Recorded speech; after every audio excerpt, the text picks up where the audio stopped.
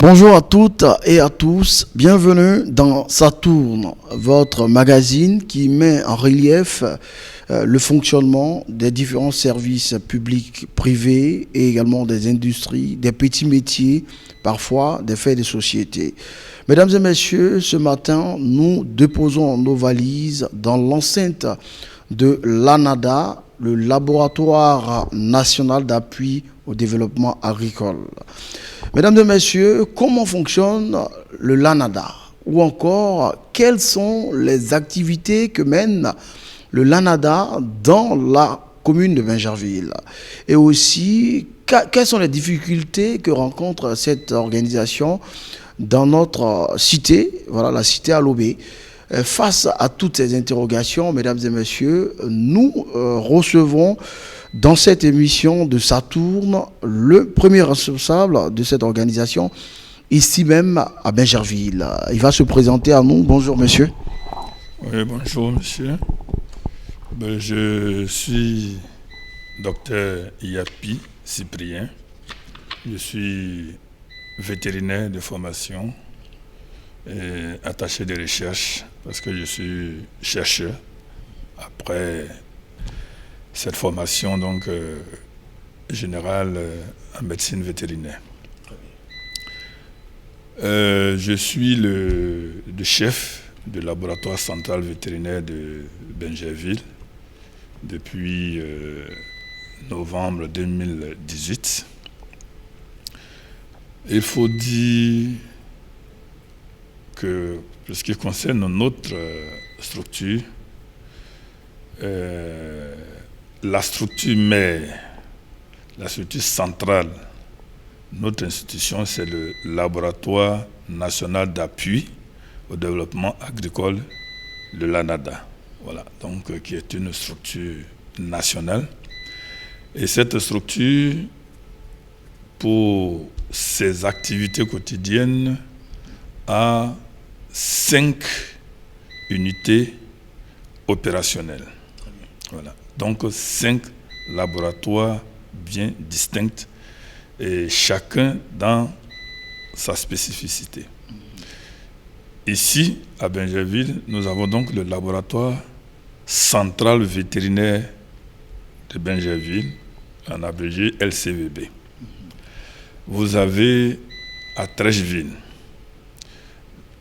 le laboratoire central d'écotoxicologie et agrochimie, LKE.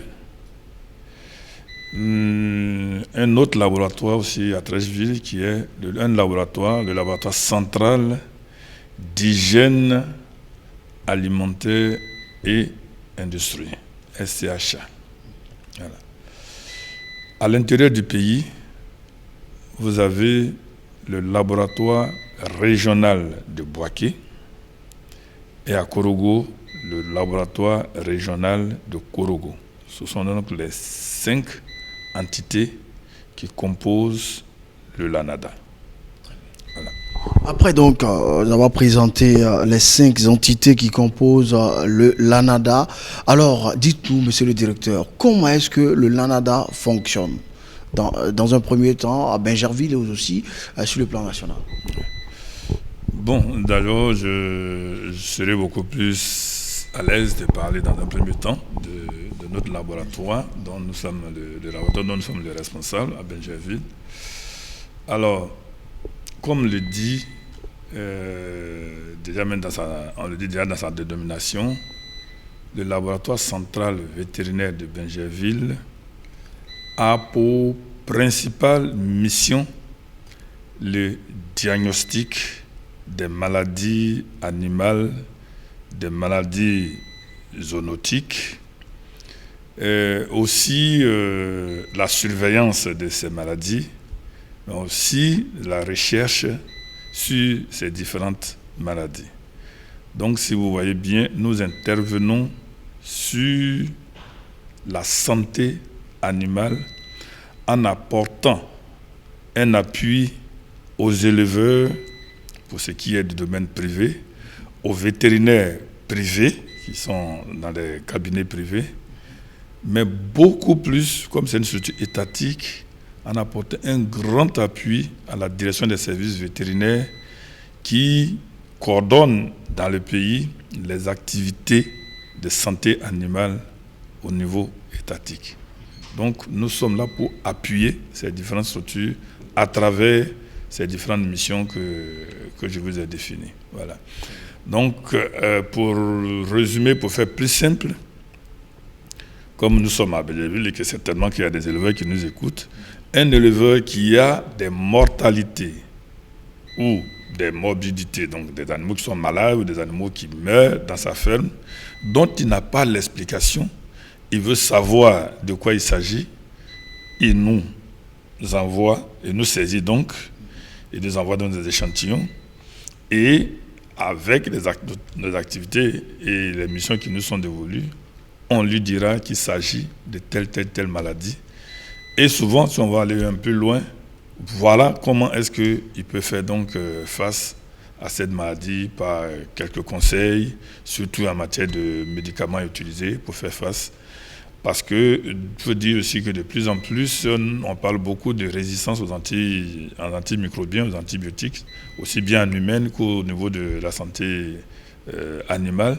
Donc, un éleveur qui a par exemple des maladies bactériennes sur sa ferme, il va venir, il va dire que j'ai utilisé tel antibiotique, mais ça ne résout pas le problème. Effectivement, on aura l'impression que les antibiotiques ne sont pas bons. Ce n'est pas parce qu'ils ne sont pas bons, mais c'est parce que les bactéries qu'il a sur sa ferme ne sont plus sensibles à ces antibiotiques. Alors ici, par la réalisation d'un antibiogramme, on pourra lui dire, attention, tes bactéries là, qui existent sur ta ferme sont résistants à tel antibiotique, mais sont sensibles à tel autre. Et ceci va l'amener donc à changer ces antibiotiques et à cibler ce qu'il faut pour pouvoir régler son problème. Mesdames et messieurs, si vous nous prenez en marche, sachez que vous suivez Ça tourne, votre magazine qui met en relief le fonctionnement des services publics privés, des organisations, des industries et également des faits de société, sans oublier les petits métiers. Et nous sommes ce matin, dans l'ANADA, le laboratoire qui nous reçoit à travers son premier responsable, le directeur. Alors, monsieur le directeur, aujourd'hui, comme vous l'avez si bien dit, votre rôle, c'est donc analyser, permettre, faire des propositions, à ces éleveurs qui ont des difficultés et tout cela. Est-ce que dans la commune de Bingerville, est-ce qu'on peut dire que vous avez quand même eu quelques expériences dans ce domaine à travers des maladies telles que la grippe aviaire et tout cela? D'accord, ok. Il faut, pour répondre à cette question, faire un petit pas en arrière, une petite histoire. C'est pour expliquer un peu pourquoi est-ce que ce laboratoire est implanté à Bingerville. D'abord, il faut savoir une chose, c'est que ce laboratoire existe depuis les années 72-73 que ce laboratoire a été construit. Initialement, c'était bien sûr le laboratoire de pathologie animale, mais avec l'évolution, avec l'intégration d'autres entités, ça a été donc renommé à la création de l'ANADA en 1993 pour devenir le laboratoire central vétérinaire donc, de Bingerville. Alors, initialement, à la création de ce laboratoire, il y avait à Bingerville beaucoup d'élevage de volailles et de porcs. C'était vraiment une grande zone de production de ce qu'on appelle dans notre jargon des élevages hors sol. Donc ce laboratoire à dessein a été installé ici pour apporter un appui à ces élevages-là. Voilà. Donc, s'il a existé jusqu'à aujourd'hui et qu'il a encore plus de l'importance, c'est dire que vraiment il a joué un grand rôle dans le développement même de l'élevage dans la zone. C'est dommage, vous le savez comment, vous l'avez constaté aussi, avec l'urbanisation galopante au niveau de Bingerville, tous ces élevages-là, en tout cas vraiment la plupart, ont délocalisé dans des zones un peu plus rurales, pour continuer toujours à mener ses activités. Mais étant laboratoire central, nous recevons toujours des échantillons qui viennent même de partout. Parce qu'il faut dire, c'est vrai que les laboratoires de Bouaké et de Korogo, qui ont les mêmes attributions que nous, qui s'intéressent aussi à la santé animale, n'ont pas pour le moment le niveau d'équipement qu'a le laboratoire central vétérinaire de Benjerville. Ce qui fait qu'il y a des maladies qui ne peuvent pas diagnostiquer, sur lesquelles on ne peut pas investiguer. Alors, nous recevons donc ces échantillons qui viennent de toute la Côte d'Ivoire pour la confirmation des cas. Voilà. Alors, pour revenir vraiment effectivement à la grippe aviaire, que ce soit à Benjerville, que ce soit autour d'Abidjan, surtout autour d'Abidjan, nous avons beaucoup travaillé. Et ce qui est intéressant dans ce travail-là, c'est parce que, comme je l'ai dit, dans tout élevage, ce qu'on constate, ce qu'un éleveur constate, c'est que mes animaux meurent. Et s'agissant de la grippe aviaire, c'est des mortalités vraiment massives. Donc, quand on observe cela, tout de suite, ça attire notre attention et lorsqu'on va même plus loin pour identifier le virus en question. Voilà. Puisqu'en matière de la grippe aviaire, il y a beaucoup de virus qui circulent. Il y en a qui sont, comme on le dit, peu pathogènes, sinon faiblement pathogènes. Il y en a qui sont très pathogènes et qui sont même des virus aussi qui peuvent s'attaquer à l'homme. Voilà. Donc, tous ces diagnostics-là, avec des techniques au point de biologie moléculaire, ces maladies-là donc sont identifiées, ces virus sont identifiés ici, dans notre laboratoire. Et c'est ce que nous faisons au quotidien. Pas plus tard que hier, j'ai encore fait partie chez mes responsables hiérarchiques des cas de grippe aviaire que nous avons encore identifiés dans la zone d'Abidjan, précisément du côté du Bassam. Très bien. Nous avons appris que c'est ici, dans ce laboratoire, ici à Benjerville, que vous arrivez à faire des analyses pour donc détecter, tout à l'heure vous l'avez si bien dit, certaines maladies des animaux et tout cela. Et aujourd'hui, là, et puis dire le paradoxe, c'est que la population de Benjerville elle-même n'est pas en réalité consciente de ce qu'elle a ici, à travers votre prestation. Oui, ça c'est une situation que effectivement nous constatons, mais que nous déplorons un peu. Nous le constatons comment on reçoit souvent des coups de fil d'éleveurs ou même des éleveurs de la région de Benjerville, et quand on leur indique notre localisation, ils ne savent même pas où est-ce que nous nous trouvons. Bon, donc c'est un peu comme si on était peu connus. Voilà. Et même des autorités de la ville. Je me rappelle très bien qu'on a eu à faire un exercice de simulation d'un cas d'intoxication alimentaire qui a impliqué pratiquement toutes les structures, aussi bien administratives que santé, de la commune de Benjerville, partant de ce préfet, passant par l'hôpital, la mairie, la police, tous ceux qui étaient impliqués, les chefs d'établissement. Bon, pour cet exercice de simulation, lorsqu'ils sont arrivés à Benjerville, beaucoup étaient étonnés qu'il existe une telle structure dans la ville, et puis ils ne sont pas au courant, ils ne connaissent pas. Voilà, donc bon, c'est un peu ça. Donc c'est pour ça que vraiment je profite de l'occasion, de cette occasion-là vraiment que vous nous offrez là pour vous dire d'abord merci, de nous donner une petite occasion de faire connaître notre structure et le travail que nous faisons à Benjerville, à la population de Benjerville. C'est une structure publique qui est à la disposition donc de la population. Il est tout à fait normal que donc cette population sache notre existence et sache aussi ce que nous pouvons faire pour elle et ce qu'elle peut attendre de nous. Ok, très bien. Dites-nous, monsieur le directeur, pour les éleveurs qui nous regardent ou encore qui nous écoutent, alors, quel mot pour ces jeunes qui ont décidé d'entreprendre, tout à l'heure on va y revenir à travers le constat au niveau de la jeunesse, mais dites-nous de manière plus claire, pour donc inciter cette jeunesse donc, à s'approprier, disons, l'élevage. Dans un premier temps, dites-nous, que faut-il faire pour ces jeunes, en réalité, qui ont décidé d'embrasser le métier de l'élevage, mais qui, en réalité, ont des soucis tels que certaines pathologies? Bon, déjà, en tant que vétérinaire, ce que je peux dire à tous ces jeunes qui veulent s'intéresser à l'élevage, c'est qu'en matière de santé animale, les maladies, il est toujours mieux de les éviter. Alors, parce que, évidemment, quand la maladie sévit, vous avez, par exemple, un cheptel de 22 000 têtes de poulets. Si la grippe aviaire survient, tout de suite, vous avez perdre 5 000 ou 6 000 têtes. C'est beaucoup d'argent. Il vaut mieux, justement, prévenir. Donc, il y a toutes sortes de mesures qu'on peut conseiller aux éleveurs, surtout en matière de ce qu'on appelle de biosécurité.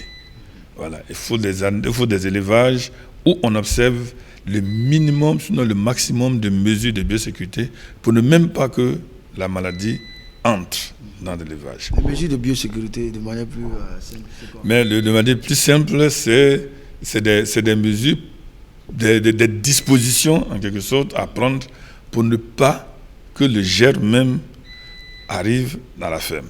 Parce que les virus, les bactéries peuvent, sinon le plus souvent, sont transportés par l'homme à travers soit les habits, soit les véhicules, les vélos, tout ce qu'on on utilise pour nos déplacements.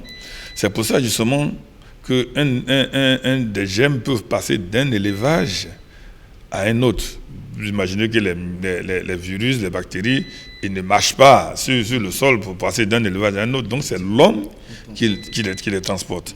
Donc les mesures de biosécurité sont en quelque sorte des dispositions pour permettre en tout cas à un éleveur un minimum de contrôle, pour ne pas, en tout cas vraiment pour mieux surveiller les mouvements, aussi bien des hommes que des animaux. Parce que les chiens aussi, par exemple, des chiens sont là qui peuvent se promener. Il y a même, ce qui est encore un peu plus difficile, le contact qu'on peut avoir dans un élevage avec des animaux sauvages, tels que les oiseaux, les corbeaux, autres là. Donc, c'est des mesures qu'on comprend, qui sont bien connues, des dispositions bien connues qu'on enseigne aux éleveurs pour en tout cas un minimum de sécurité, de protection de leurs animaux. Voilà. Très bien. Vraiment des dispositions. Effectivement. Merci beaucoup, mesdames et messieurs. Nous passons du bon temps, il faut le dire, avec notre invité, docteur Yapi, voilà, dans l'enceinte donc du laboratoire donc de Bingerville, le LANADA, et nous apprenons beaucoup à travers donc ce qui se passe dans cette organisation ici à Bingerville, voilà. Et il faut dire que, monsieur le directeur, aujourd'hui, le constat est quand même un peu amer concernant donc, je peux dire, l'autosuffisance en élevage. Et aujourd'hui, les jeunes s'intéressent peu à l'élevage, voilà. Et également, à travers cette structure qui arrive à donc mettre en relief, je peux dire, les maladies, permettre donc à anticiper tout ce qui se passe comme pathologie concernant l'élevage et tout cela. Quel conseil pour ces jeunes-là aujourd'hui qui en réalité certains préfèrent aller dans la Méditerranée, alors que en Côte d'Ivoire, il y a des possibilités donc d'entreprendre, surtout dans l'élevage. Bon, il faut dire qu'en général, l'une des tas un peu de notre société, de notre jeunesse, ça ne concerne pas seulement que l'élevage. Non seulement, et peut-être qu'ils ne s'intéressent même pas à l'élevage, même à l'agriculture, ils ne s'intéressent pas. On a souvent l'impression qu'ils n'ont envie de rien faire, ou bien peut-être même qu'ils ignorent ce qu'ils peuvent gagner en menant ces activités. Or, il y a l'argent dans l'élevage. il y a des gens qui sont dans l'élevage et qui ne sont pas du tout prêts à sortir de cet élevage parce qu'ils savent ce qu'ils gagnent. Voilà. Aujourd'hui, vous allez sur le marché, on va vous dire que la viande est chère. Ben, bien sûr. Pourquoi? Parce que c'est d'autres pays qui nous les envoient, ces animaux. Parce qu'on n'est pas encore autosuffisant.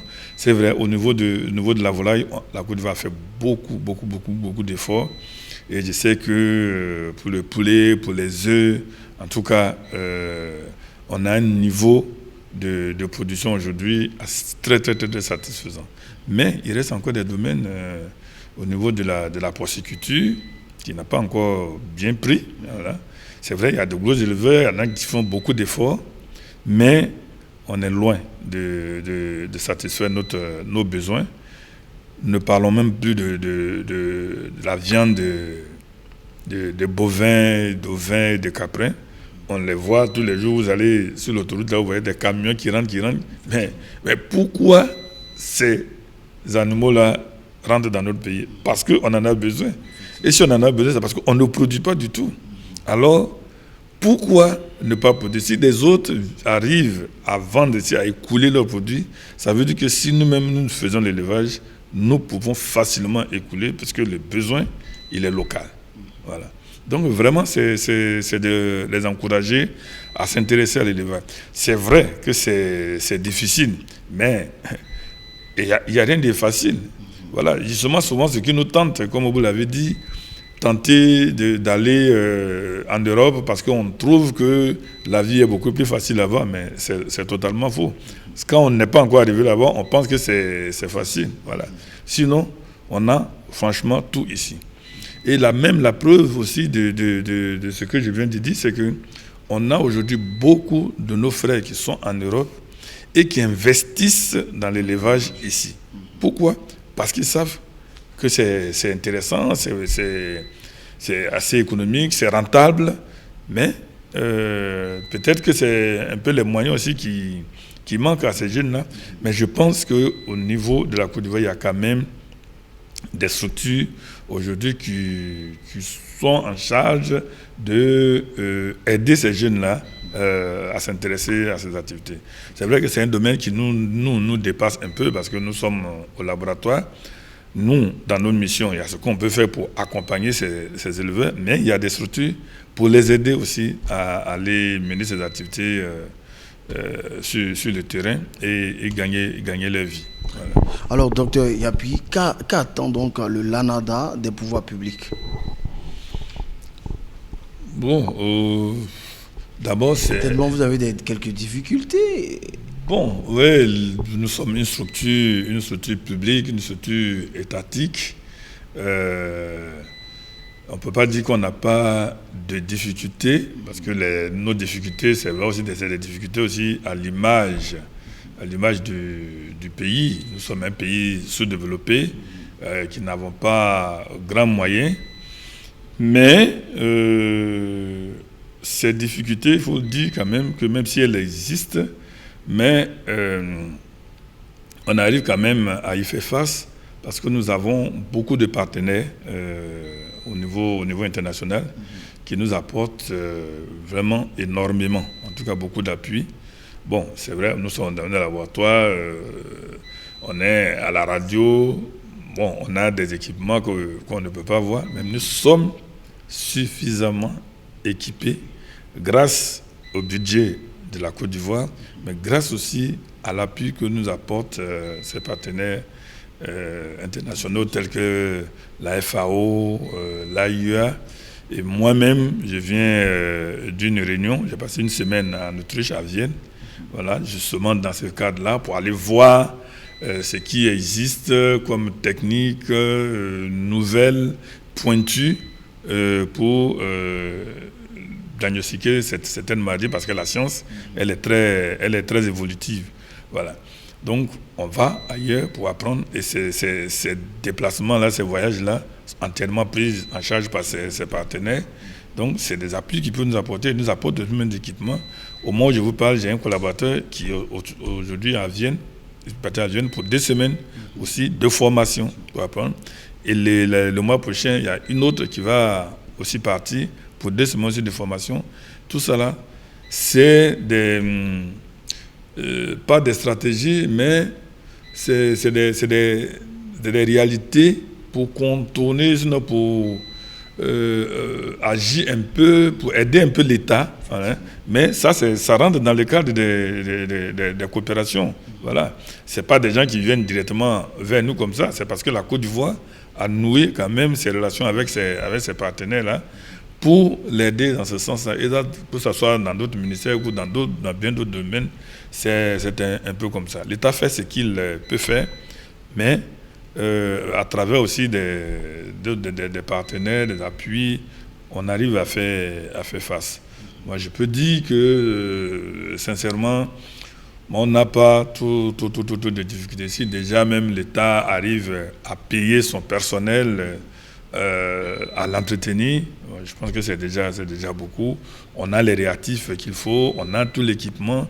Vraiment, on peut aujourd'hui donner vraiment le minimum de satisfaction à nos clients que sont les éleveurs, les vétérinaires privés de plus en plus. Merci beaucoup. Monsieur le directeur, quelle est l'actualité du Lalanda? Est-ce qu'aujourd'hui, à travers vos analyses, on peut dire que vous avez, à travers tout à l'heure, vous avez parlé de je ne sais pas si c'est la grippe aviaire, il y a quelques découvertes, ça et là. Est-ce qu'en dehors de ça, il y a encore d'autres analyses que vous avez effectuées ou encore d'autres découvertes de certaines maladies?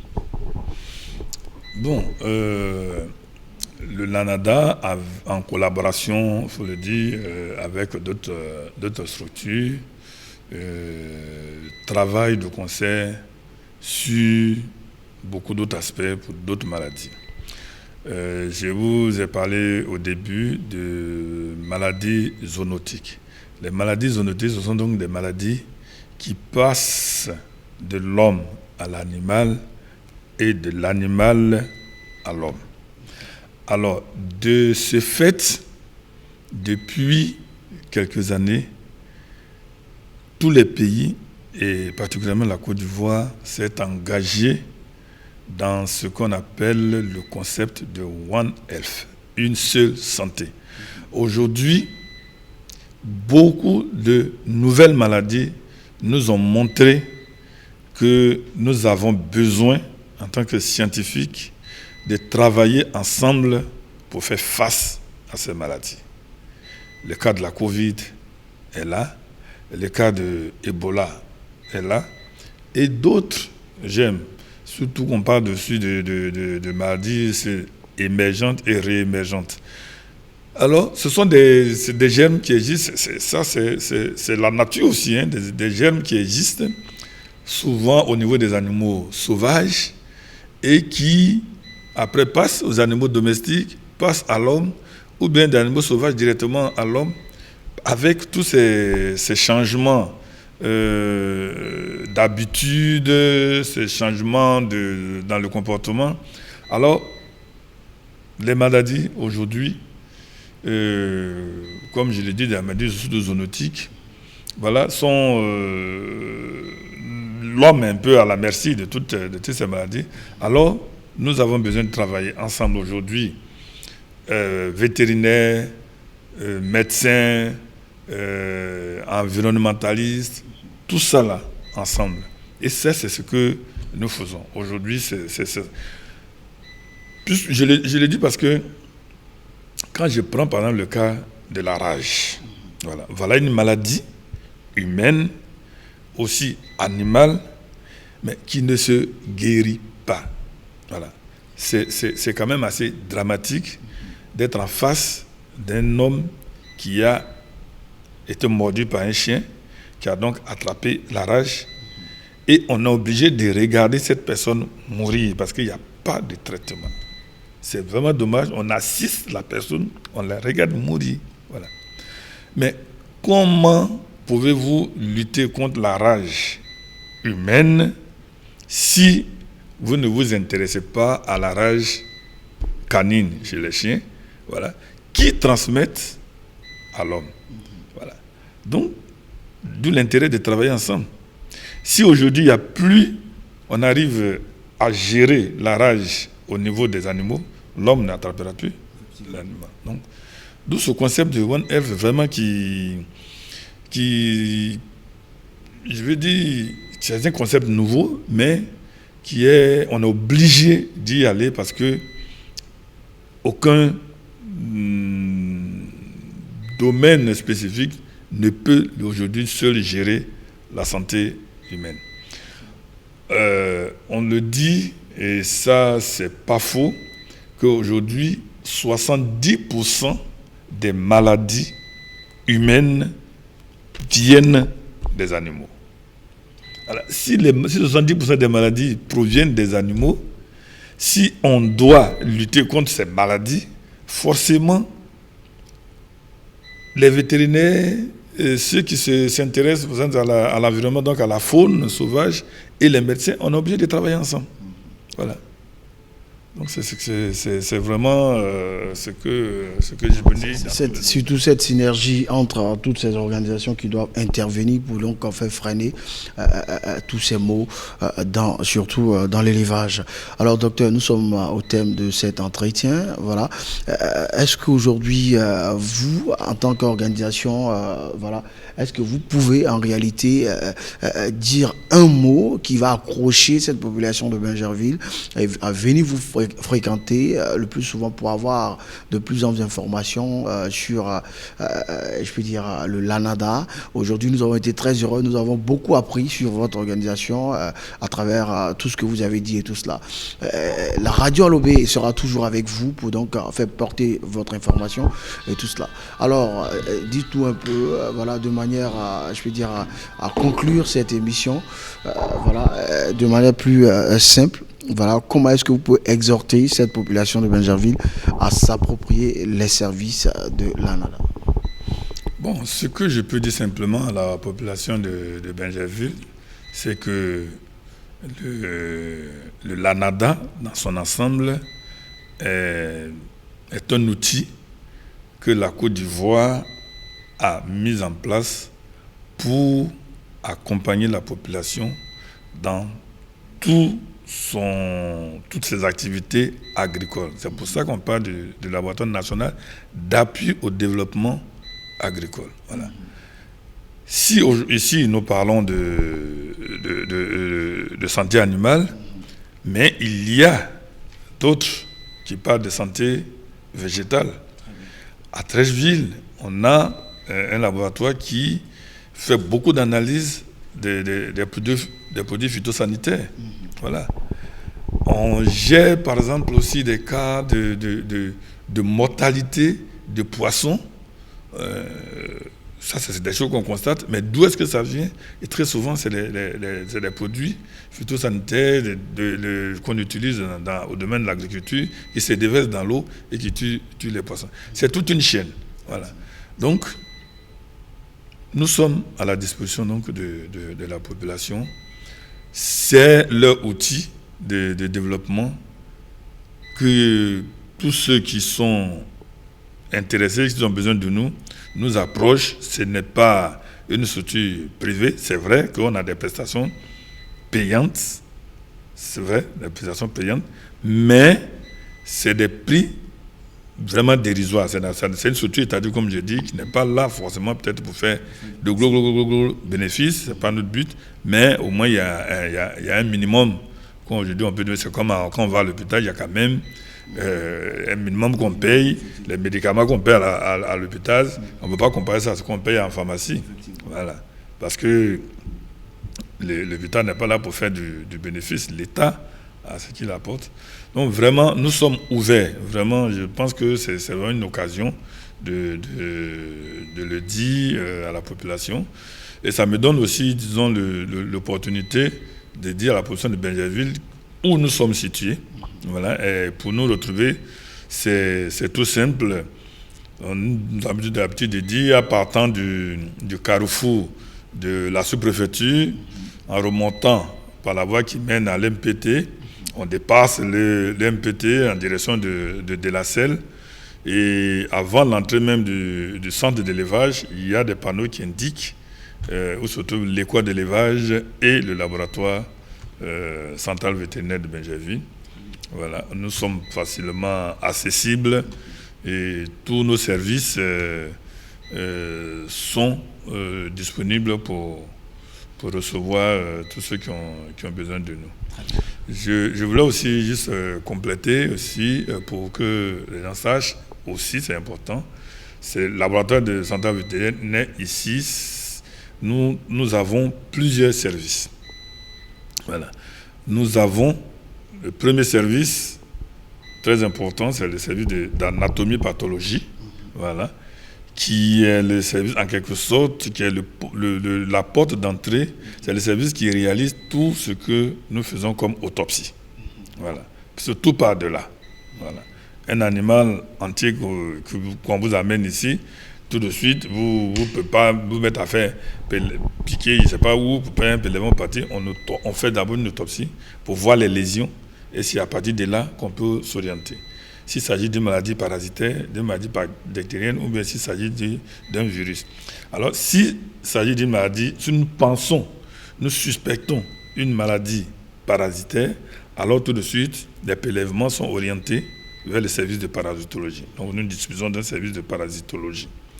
Si nous pensons, au vu des lésions, à une maladie bactérienne, faire des prélèvements qui en vont au service de bactériologie, qui a pour mission de rechercher les bactéries.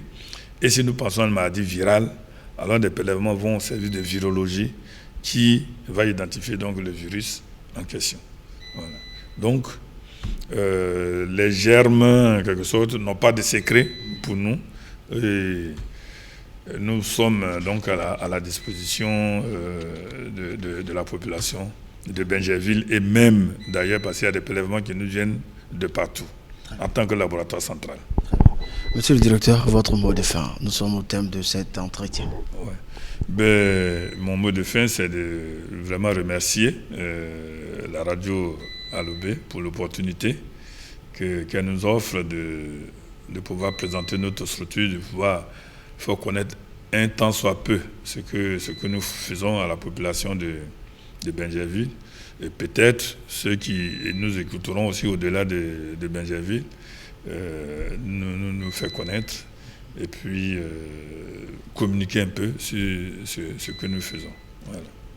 Merci beaucoup. Merci beaucoup. Nous aurons l'occasion, Dieu voulant, de vous rencontrer dans d'autres émissions. Oui, Cassie, il y a une question. Il y a une question, docteur. Pour un cas pratique, un éleveur qui vient à la NADA avec ses animaux malades en vue de trouver une solution, combien de temps vous mettez pour sortir les résultats? Ok.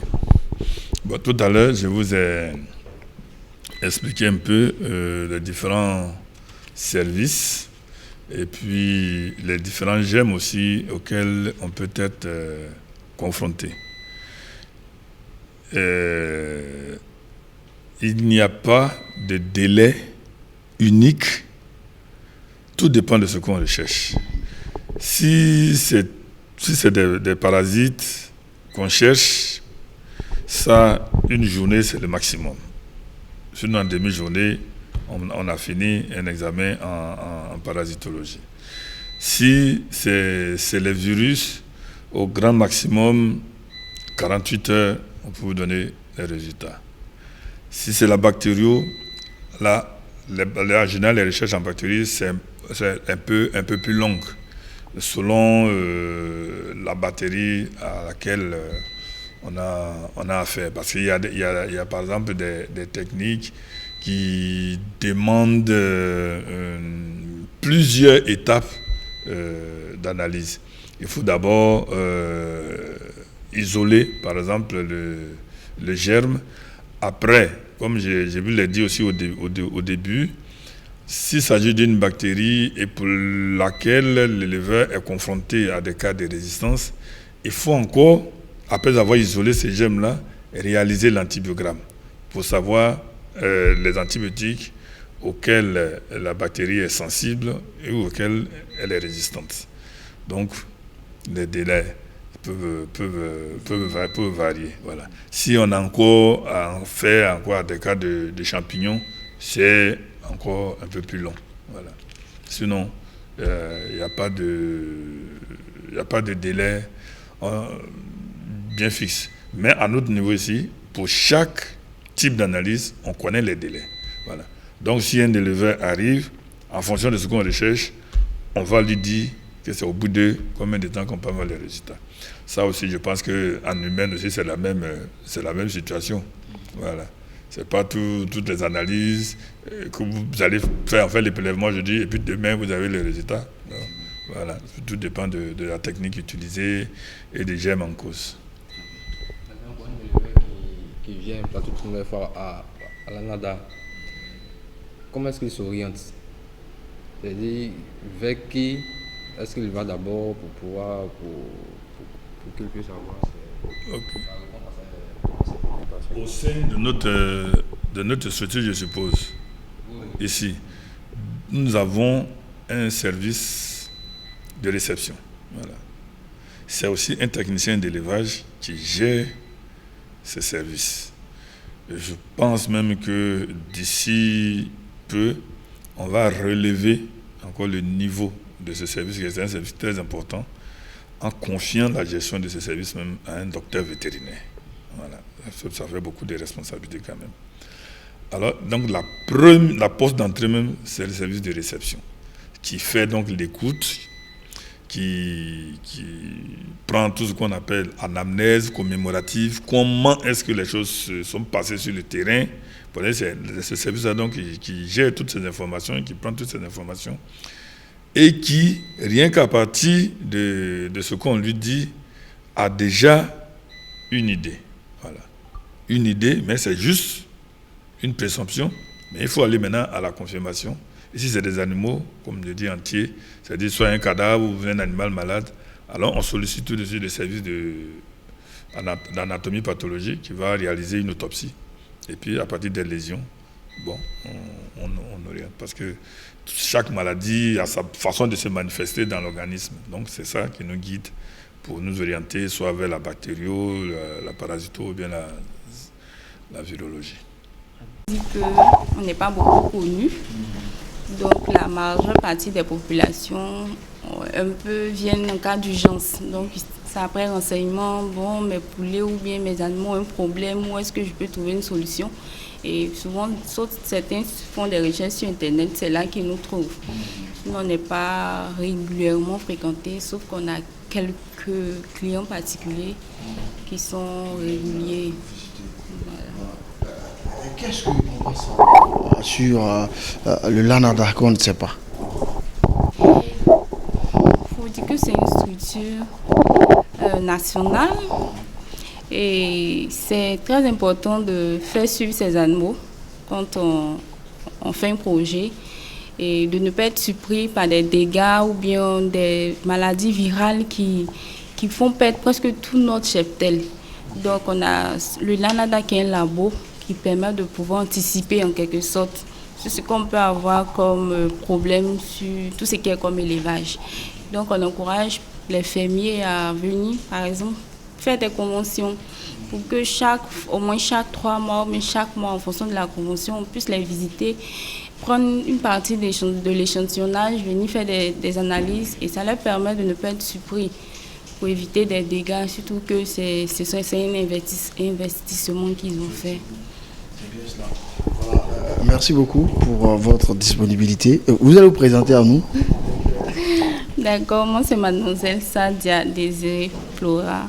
Je suis à la réceptionniste au laboratoire, au LANADA, particulièrement au LCVV, c'est-à-dire laboratoire central vétérinaire de Bingerville. Donc l'accueil est bien réservé aussi à ceux qui viendront. Merci beaucoup. Voilà. Un mot pour exhorter, le dernier mot je dirais, pour inciter les Bingervillois à s'approprier, disons, vos services. Je dirais que la santé n'a pas de prix. Et que, étant donné qu'il s'agit de la consommation et c'est lié à la santé humaine, donc c'est mieux de se rendre au laboratoire pour d'avoir pour avoir en fait un aspect beaucoup plus positif au niveau de leurs animaux et ça rassure les populations parce qu'aujourd'hui on ne sait pas d'où vient ce qu'on mange. Donc quand on vient au laboratoire, on a le côté sanitaire qui est assuré et on rend aussi les populations en bonne santé. On participe à leur bonne santé également. Merci beaucoup. Merci.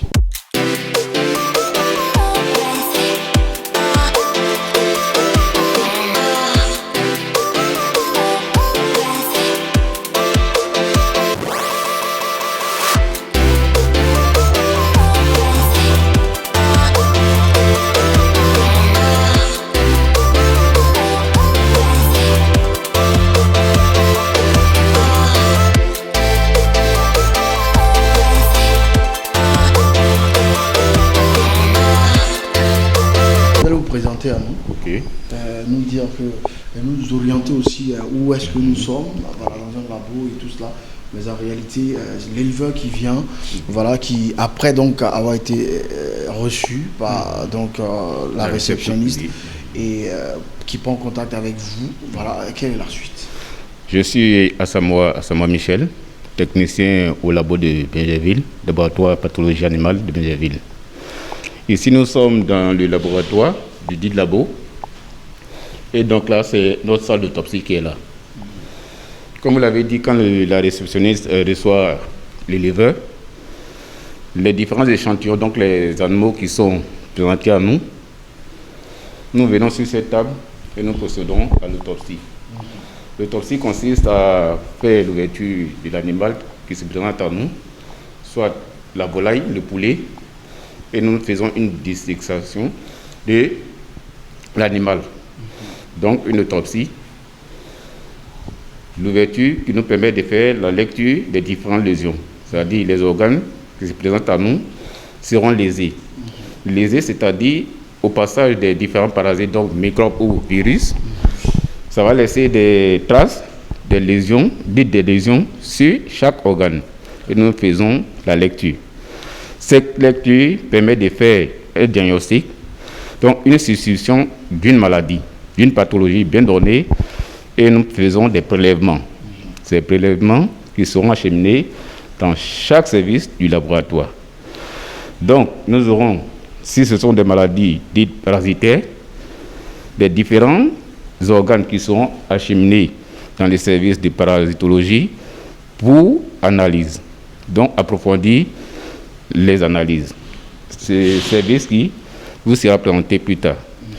Nous avons aussi le service de bactériologie dans lequel ces différents prélèvements seront acheminés pour la recherche des maladies dites bactériennes.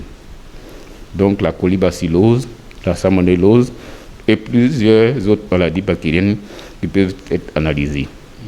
Aussi, si ça concerne des maladies virales, nous aurons à acheminer ces différents prélèvements dans ces services que vous allez plus tard découvrir. Et donc voilà comment est-ce que nous travaillons ici. Donc pour résumer un peu, quand la réceptionniste reçoit les clients, les prélèvements nous sont destinés et nous faisons l'autopsie. Après l'autopsie, nous faisons des packages, donc des prélèvements. Je viens vous montrer ces différents pots pour compléter un peu. Voilà. Donc nous avons ces différents pots-là qui seront... Nous avons le numéro de diagnostic que nous posons, la date, et ce sont ces différents numéros de diagnostic qui sont acheminés. Sinon, nous ne mettons pas le nom du client, mais c'est codifié par des numéros de diagnostic. Et ce sont ces différents tubes pour... Voilà comment ça se présente. Nous avons une fois que c'est prélevé, ces différents pour identifier tout. Nous les mettons dans ces sachets. Voilà, stériles aussi. Ce sont des pots stériles. Nous les mettons comme ça. Voilà, bien. Et sur ces sachets aussi, c'est codifié. Et donc là, on met dans des glacières. On a différentes glacières, par exemple, voilà. On va les mettre dans ces... Donc ici, je n'ai pas porté de gants, mais bon, sinon, c'est avec des gants. Tout est fait avec des gants. Voilà, et c'est mis comme ça. On a aussi des carboglaces là.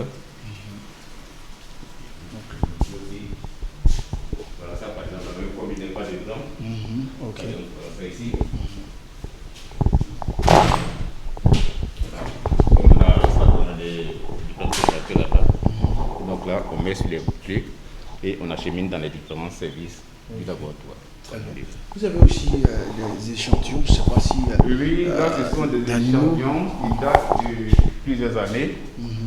Et donc là, comme c'est un laboratoire, on a fait des sélections de différentes pathologies. Je n'ai pas de dégâts, sinon on allait présenter un peu. Par exemple, voilà ici, c'est une patte. Et donc là, c'est une blessure qui est là. On a aussi, là, ce sont des foies qui sont gros. Et donc là, ce sont des différentes pathologies qui se présentent à nous. Ici, dans un laboratoire, là, vous voyez que le foie, c'est gros. Mais au village, quelqu'un dirait que ça, c'est bon foie, mangeable. Mais c'est, comme je disais tantôt, on est dans un laboratoire et nous faisons la lecture sur les lésions. Ici, le foie qui est gros est caractéristique à une maladie bien donnée. Derrière aussi, bon. Voilà, une patte qui est là. Vous voyez que la patte, c'est gros. Donc on dit c'est hypertrophié. Là, c'est le terme approprié. C'est hypertrophié. Et donc là, c'est caractéristique à une maladie bien donnée qu'on appelle la leucose. Oh là, j'ai oublié un peu le terme, membraneuse. Bon, mais c'est le grand groupe des leucoses, des maladies dites leucoses. Là aussi, c'est le foie, c'est tout ça, c'est au niveau du foie, c'est aussi la leucose, le gros foie. Donc là, c'est l'hépatique, mais ça, c'est bien un peu le nom au niveau de la pâte. Mais donc, ce sont les maladies qui n'existent pratiquement plus. Aussi, on a plusieurs types de parasites. Quand on parlait du service de parasitologie. Donc là, c'est pour déterminer aussi ces types de vers. On a plusieurs, des ascaris, des ténières qui sont ici. Donc là, bon, mais ici, c'est gardé, c'est frais avec le formol. Le formol qui les a neutralisés et jusque-là, voilà. Bon, comme je n'ai pas de gants pour pas tout voir les... Non, pas de cas, c'est pas grave. On avait déterminé il y a longtemps. Toutes ces maladies n'existent pratiquement plus. Ici, on a la grappe ovarienne. Bon, donc là, avec la polybacillose, il y a la déformation des ovaires qui sont là. Les tout petits œufs qui sont dans l'abdomen qui plus tard seront formés quand on ouvre qui sont jaunes, petites là. La grappe ovarienne, c'est ça qui est. Très bien. Merci beaucoup. On va s'être présenté vous. Ici, M. Kamate Bazoumana, technicien service de parasitologie, LCVB. Dites-nous concrètement, qu'est-ce que bon, en fait, ici, dans tout le monde, c'est une coprologie. Copro, est-ce que c'est l'examen des selles. L'examen des problèmes, c'est le tube digestif. Donc, les tubes digestifs, on va passer à la haute là-bas, on va prendre les fesses pour venir analyser. On va la coprologie, c'est l'analyse des fesses, pardon. Ou bien l'éleveur vient, comme le cas actuellement, l'éleveur vient avec les fesses directement, pour élever sur l'animal vivant. Oh, en fait, celui il a dit, en fait, avec le tube digestif, l'animal a été tué. On fait une autopsie. Quand l'animal est tué, selon, on partage les organes selon les différents services. Nous, on nous amène le tube digestif pour pouvoir prendre les fesses. Voilà. Donc, mais sur cet exemple-là, on doit travailler sur les fesses déjà prélevées sur les animaux vivants. Voilà. Donc, les animaux vivants, on va. Ça, nous sommes à l'observation, mais pour observer, on doit faire des manipulations pour pouvoir observer.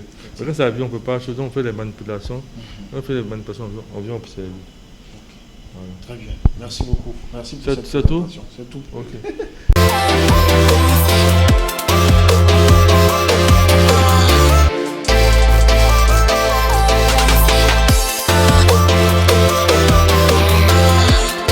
Moi, c'est Dr Tiekoura, vétérinaire de formation. Alors, je suis le chef de service du service de bactériologie du laboratoire central vétérinaire de Bingerville. Voilà, ok. Le service de bactériologie, qu'est-ce que vous faites de manière plus claire? Au service de bactériologie, ici, pour faire simple, nous isolons les bactéries. Voilà, les bactéries, c'est des microbes. Voilà. Donc, c'est ce qu'on fait ici en général. Vous les isolez comment? C'est-à-dire que vous permettre Euh, aux bergers lambda qui nous écoutent, D'ac- vous les isolez comment? D'accord. Alors, dans les prérogatives du laboratoire central de vétérinaire de Mingerville, pardon, il s'agit pour nous d'appuyer les éleveurs dans leurs activités. Alors, en général, on reçoit des prélèvements des différentes fermes, que ce soit avicoles, bovines ou ovines. Et à notre niveau, nous faisons d'entrée de jeu des autopsies. Très bien. D'accord. Et donc, on observe le tableau lésionnel, c'est-à-dire les lésions après avoir fait les autopsies. Et donc, à partir de ce moment-là, comment on appelle ça? On oriente le diagnostic dans tel ou tel service. Voilà, ça veut dire que si on constate que les lésions portent sur des bactéries, voilà, à ce moment-là, nous, notre service est sollicité. Et donc, s'il s'agit des virus, le service de virologie est sollicité. S'il s'agit de parasites, le service de parasito est sollicité. Voilà. Et donc, nous, à notre niveau, lorsque nous sommes sollicités, le service d'anatomie pathologie nous envoie des organes. Ça peut être des intestins, ça peut être le foie, en tout cas tous les organes de l'organisme des animaux. Et ça peut varier en fonction des espèces animales. Ça peut être un bovin, ça peut être un chien, ça peut être de la volaille, ça peut être un lapin, en tout cas toutes les espèces animales. Et donc à notre niveau, quand on reçoit ces échantillons-là, il s'agit pour nous de faire de la culture. Voilà, il s'agit pour nous de faire de la culture. Et essentiellement, en bactériologie classique, nous avons 4 étapes. Nous avons le pré-enrichissement, ensuite nous avons l'enrichissement, nous avons l'isolement et nous avons l'identification. Voilà, c'est les différentes étapes qu'on fait. Et donc, après avoir fait l'isolement, c'est-à-dire que nous sommes à mesure de dire que l'animal que nous avons reçu, ou bien les prélèvements que nous avons reçus, voici tel ou tel germe qui est contenu dans comment on appelle ça, dans cet organe-là. Voilà. Et donc, après avoir isolé le germe, on fait ce qu'on appelle un antibiogramme. C'est-à-dire, on met en présence du germe des antibiotiques. Et l'antibiotique est le plus efficace, c'est lui qu'on va conseiller à l'éleveur pour lui dire, vous nous avez sollicité pour telle ou telle pathologie, nous avons isolé des salmonelles, nous avons isolé des Escherichia coli. Bon, je ne sais pas si les termes sont... Voilà. On a isolé tel ou tel germe. Et donc, l'antibiotique adéquat pour faire le traitement au niveau de votre élevage, c'est cet antibiotique-là qui est là. Voilà. Et donc, pour continuer, nous faisons aussi le diagnostic de la tuberculose chez les animaux. Voilà, parce que la tuberculose, c'est une maladie zoonotique. C'est-à-dire, c'est une maladie qui est susceptible d'aller de l'animal à l'homme et vice-versa. Voilà. Et donc, c'est un peu ça. Il y a la PPCB aussi. Il y a la brucellose, qui est une maladie zoonotique. Il y a également comment on appelle ça, les salmonelles. Les salmonelles, c'est des petites bactéries qu'on peut retrouver souvent dans les aliments qui sont mal conservés, des aliments qui sont contaminés, voilà, donc, qui peuvent entraîner ce qu'on appelle des TIAC, des toxi-infections alimentaires collectives.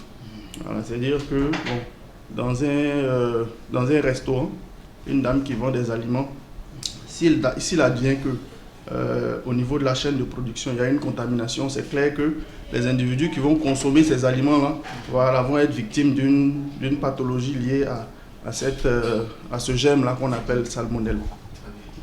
Merci beaucoup. Merci pour cette André a beaucoup parlé. Non, c'est bon. Merci infiniment. Merci vraiment. Mesdames et messieurs, nous avons été très heureux d'être avec vous, surtout dans cette émission. Ça tourne, voilà.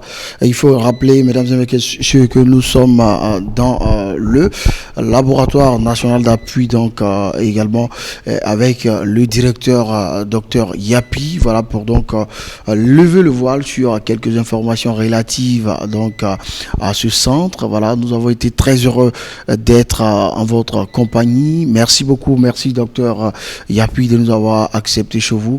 Merci également à Franck Cassi qui a réalisé cette émission. J'ai été très heureux d'être avec vous. On se donne rendez-vous pour un autre numéro de Ça tourne. La virologie.